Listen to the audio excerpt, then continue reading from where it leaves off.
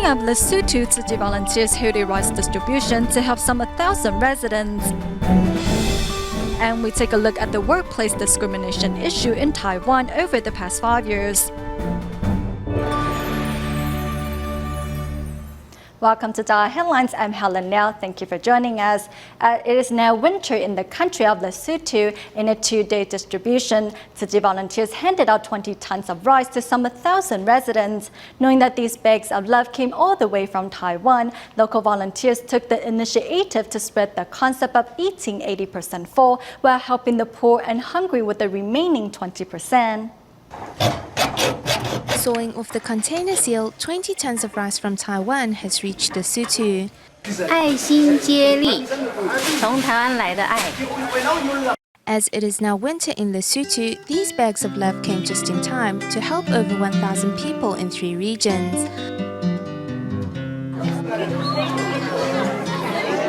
Volunteers first arrive at a school to distribute rice to impoverished students.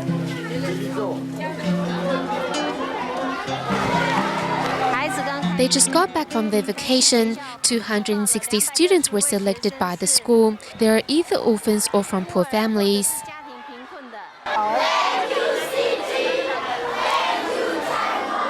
The 20-kilogram bag of rice and the bottle of cooking oil will help each student's family in the days ahead. Their teacher Claudia encourages her students to eat 80% full and save the remaining 20% to help others in need. To help you. But it is not necessary for you to eat too much. Their message this year, they say we need to eat for 80%. In Manyatseng community, some 300 people were signed up to receive aid. However, close to 400 people showed up. Hence, volunteers encourage community members to extend their love. So helping them.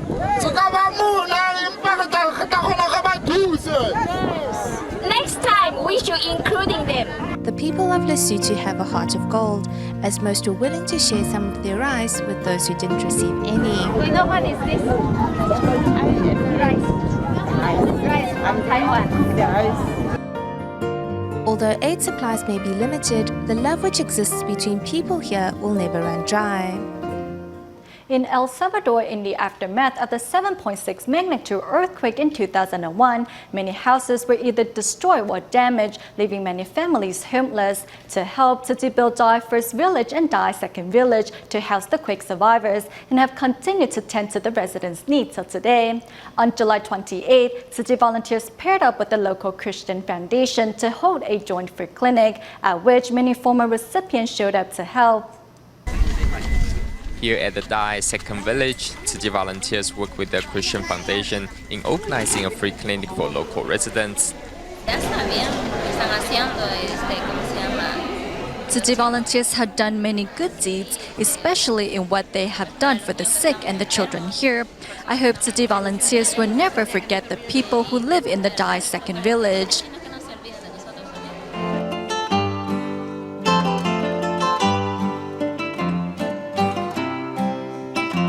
Following an earthquake in 2001, Tzu helped build the DaAi Second Village to house the quake survivors. To tend to the local residents, Tzu volunteers have also periodically organized free clinics. At their most recent clinic, several former disaster survivors volunteer to help out. In 2001, the earthquake devastated our homes. Thankfully, Tzu was there to help us rebuild. Thank you, God. Thank you, Tzu. Now we have a safe place to call home. Now we can join the volunteers' ranks as well. Tzu plays an important role in our life. They offered us everything. Now many family enjoys a decent life. Thank you, Tzu, for your continuous help. We will always remember that. That is why we are willing to help out whenever Tzu volunteers need us. Thanks to the selfless dedication of the medical staff, the free clinic ends on the perfect note. As Tzu volunteers hand out bouquets to express their gratitude, the joint free clinic not only gave local residents a chance to receive professional treatment, but also planted more seeds of love here in El Salvador. In Taiwan, Tzuji's dental clinics and nursing homes for residents with developmental disabilities are held on a regular basis, thanks to the good work of not only nurses and doctors from darling Tzuji Hospital, but also the technicians who help keep everything running smoothly. Altogether, 4 people are needed to help clean the teeth of these mentally challenged residents, many of whom are frightened by the procedure. First-time participant Lin Si-ting was also nervous, but carried through thanks to the help from some of the more experienced peers. The first few times our seniors accompanied us and showed us which machines do what. Sister Lily also instructed us and gave us handouts to consult. The success of clinics like this depends on those who work behind the scenes, making sure the various machines stay running. Helping to do just that is technician at Daling Tzuji Hospital, Lai Jiang-sun, now a familiar face at the clinics. I'm so lucky to have a chance to help them. We were lucky to be born healthy, and it is important to help those that were born with handicaps or mental disabilities.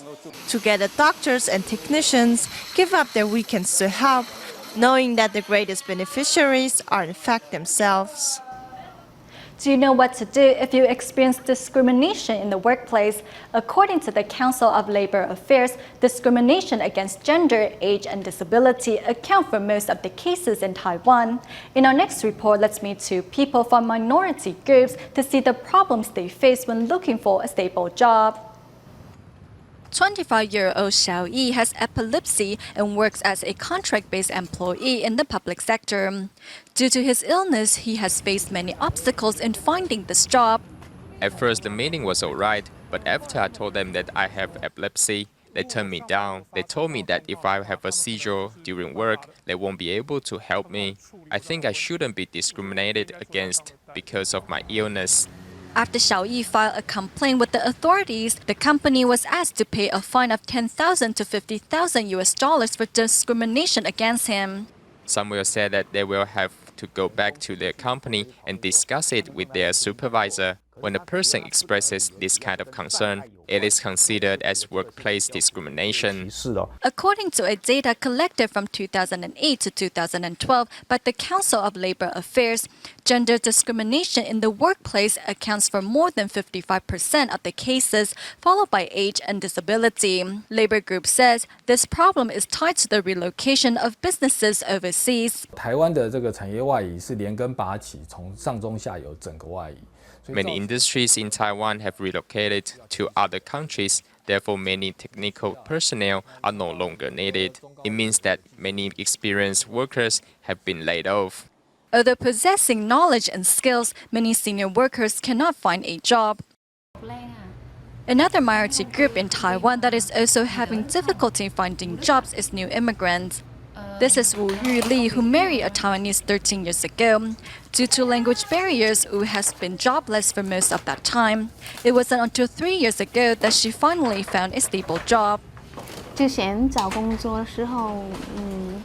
I was on probation for 2 or 3 months, and then I was laid off. I was very depressed when I got fired.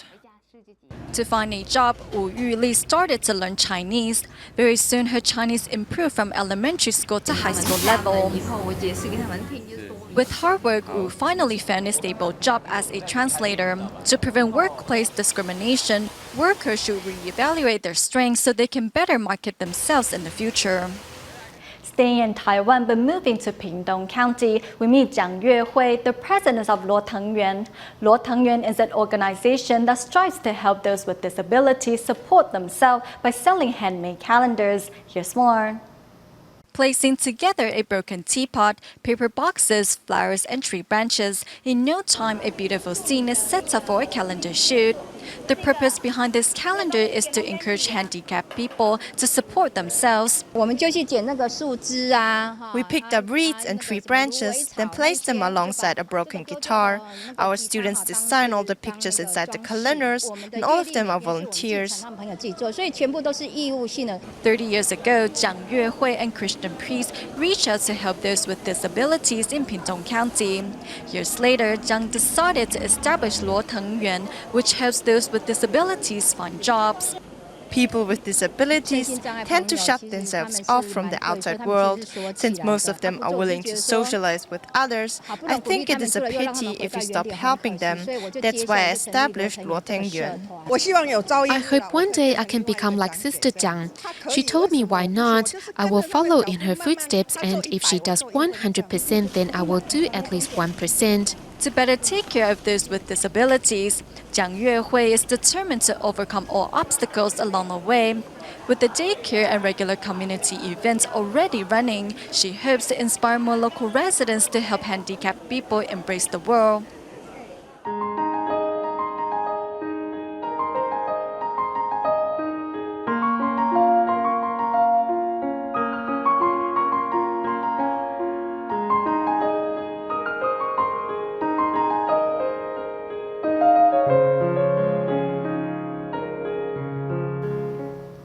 Over the past 2 days, we have brought you reports on how mercy releases are being handled by religious organizations and what the government is doing to protect the animals. Next, we take a look at the possible future of animal protections, in which religious organizations assist scientists in returning animals back to the wild. Crawling forward in the sand, this turtle is making his way back to the ocean among the sutra chanting by members of a religious organization. This ceremony is not your typical mercy release, but an example in which religious and animal organizations are working together for the betterment of the environment.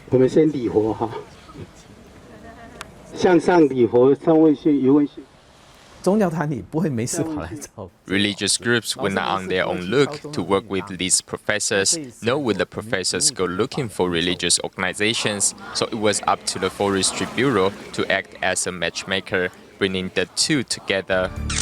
The sea turtle was found injured and sent to National Taiwan Ocean University to be looked after. After the creature fully regained its health, the university returned it to the ocean. The combination of returning animals into the wild and religious mercy release is setting a new model for later practices.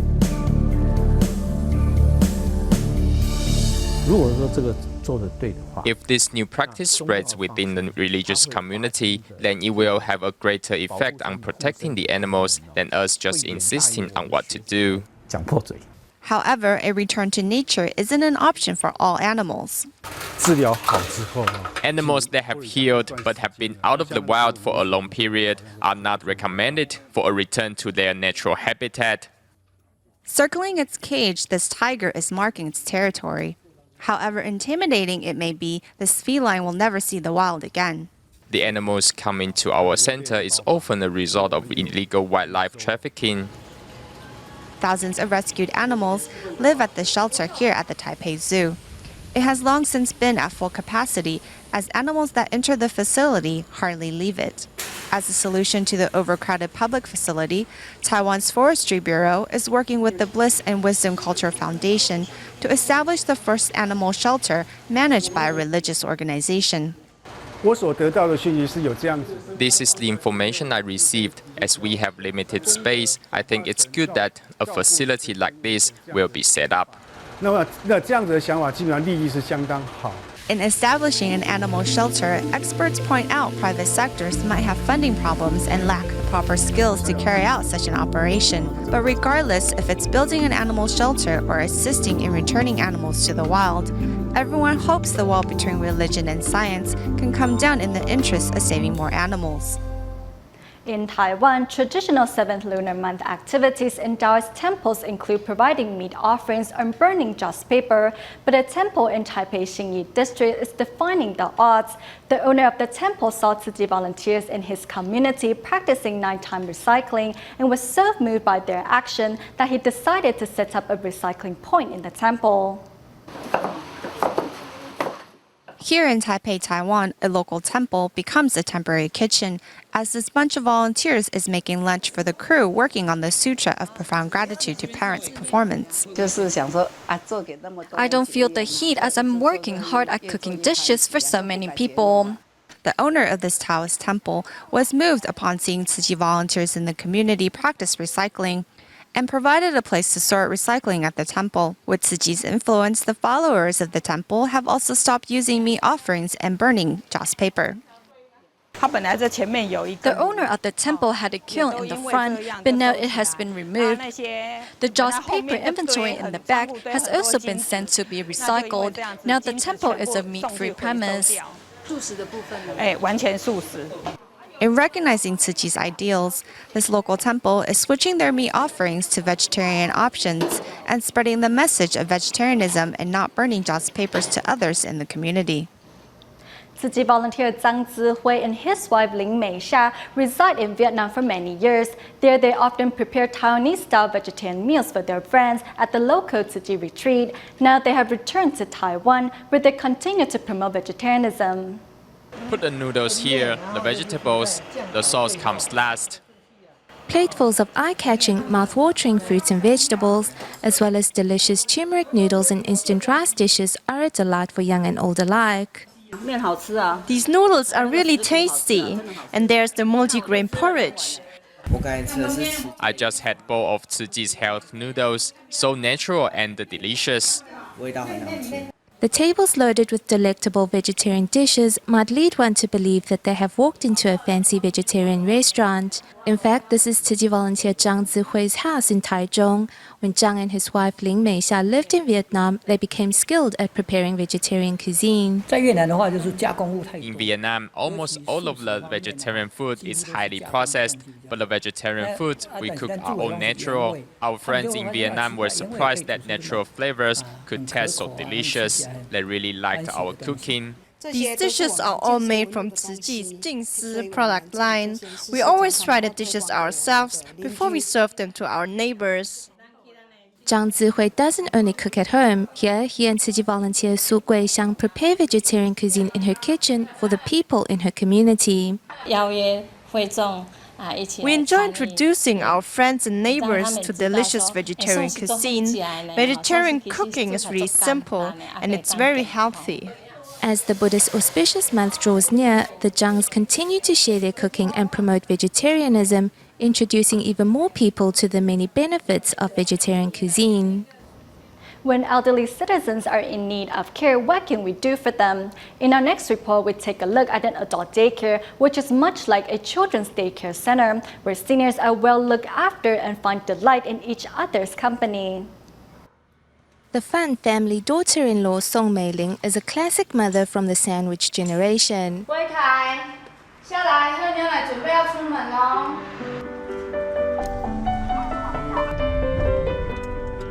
Or taking my father-in-law for his rehab first, then taking my mother-in-law to the daycare center.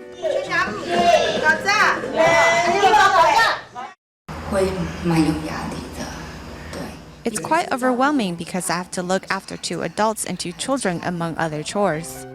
With household chores weighing down on her and her husband away at work during the day, Song soon discovered she gets bored. She sleeps a lot during the day and doesn't like to move around. Here at Darling Tzu Chi Hospital's Adult Daycare Center, Grandma Fan is having the time of her life. Gone are the days of boredom and dullness. With this kind of interaction, they won't feel alone. Tzu Chi brothers and sisters bring positive encouragement, which makes them feel more optimistic. This is a place where the elderly can find comfort, and the role of the nursing staff is a lot like a friend and a teacher. 比方说，像这个阿姐今天就请假，她就没有过来。那这个阿嬷因为说家里面说，哎，今天那个什么翁亚塞，然后再绕境，所以阿嬷想在家看热闹，所以家属也帮她请假。 If family members are busy, they can bring their parents here, knowing that they will be well looked after. And at the end of the day, they can go home and enjoy the bliss of family life. Here, those who need to be taken care of can find a purpose in life, while family members can catch a breather. I think this daycare center is just like a children's daycare, just that it's for adults. To spread Dharma and promote Buddhist art, a group of delegates and Dharma masters from the Jingshan Temple and Hangzhou City Buddhist Association from China arrived in Taiwan to visit various religious organizations. On August 5th, they stopped by at the Tzu Chi Humanitarian Center in Taipei, where they gained a better understanding of Tzu Chi's work around the globe. A group of Dharma masters and delegates from China's Hangzhou City Buddhist Association, as well as the Jingsan Temple, arrived at the Tzu Humanitarian Center in Taipei's Guandu to learn more about the Buddhist NGO and its work worldwide. 看到这个视频，看到这些节目，而且呢。 We may not feel the difference watching DaAi TV's programs for the first time, but after watching it twice, 3 times or more, we will slowly be influenced. To spread Dharma, we need these modern-day technologies. The foundation staff explains the origins of Tzu through a photo of Master Zhen Yan and Venerable Master Ying Sun. After becoming a monastic practitioner, Master Zhen Yan then went off to establish the Now Tzu Foundation to help the needy around the globe. Through explaining the story behind each poster, visitors learn of the true spirit of Buddhism. Regardless of rich or poor, wherever help is needed, we will be there to help. Every Tzu volunteer works hard and gives whenever and wherever they can. Though the trip to Taiwan may be short, these delegates and Dharma masters are inspired to spreading Buddhist philosophy far and wide. 385 Malaysia Tzu volunteers have returned to their spiritual homeland in Taiwan's Hualien to take part in a volunteer training seminar. The volunteers hope to gain a deeper understanding of the Buddhist NGO's ideals and work around the globe to help them spread the organization's seeds of love further. Listening intently and taking notes, Malaysia Tzu volunteers are back here in Taiwan's Hualien to learn more about the Buddhist NGO's philosophy. We hope through the Jingsi Dharma lineage to help our volunteers strengthen their beliefs and work hard to become a source of spiritual support back home. After participating in a July seminar based on Tzu's education mission, Tzu volunteer Xu Huiyi, though came down with the flu, returned home briefly before visiting Taiwan again to take part in another training seminar. I will go home to share what I have learned. I keep reminding myself to be well-rounded in dealing with others and remember to respect, love, and be thankful. Every volunteer cherishes the opportunity to learn and through the process also becomes more determined in walking the Tzu path. In Tzu, coming back here each year makes me feel more insignificant and that I am not learning enough. So that's why I come back to gain more knowledge and experience. Besides taking the Dharma to heart, Tzu volunteers all vow to practice what they have learned in their daily lives and return home to inspire many others to join their ranks. We stay in Taiwan at the end of the show. Kaohsiung Tzu volunteers arrive at the Luzhu Senior High School to educate students the differences between plastic bags. At the end of the event, students will go home with pencil holders made out of recycled materials and the knowledge on sorting different plastic bags. We'll leave you with these images. Thank you for watching DaAi Headlines. Goodbye.